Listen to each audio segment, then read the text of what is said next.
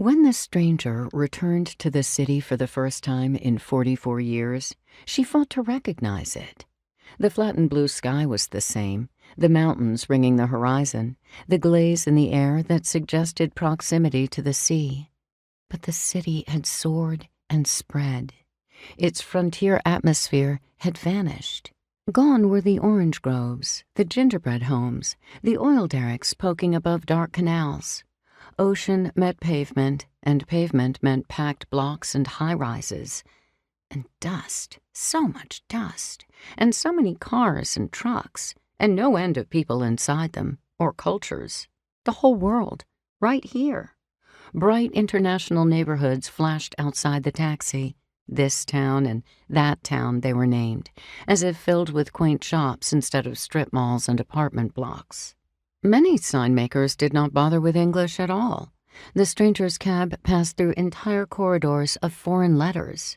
She marveled at their slashes and loops, then grew embarrassed at her fascination. She knew she was illiterate in a way you could not justify anymore. The closer the taxi got to downtown skyscrapers, the more the traffic thickened, slowing her progress to the hotel. It was early afternoon, but she had been awake for 12 hours, having left the other coast and traveled back in time. She looked down at her small suitcase, crammed with clothes too woolly and warm for the city's beating sun. She had packed to stay the night, maybe tomorrow night, too. She was too old to simply turn around and fly back, but it was what she longed to do. To arrive, to have the conversation, and to stalk off, spine straight and step sure, all the way to that gap between the airport's last tunnel and the flank of the plane, breathing her first gust of canned air. To head home. The city had changed, but the hotel's name was the same. Its 38-story facade would be spiffed and scrubbed, but unaltered.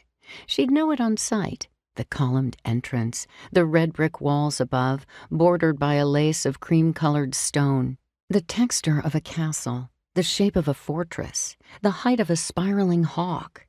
An outdated tribute to human majesty, plunked among skyscrapers, like orchestral music suddenly piping through a rock station.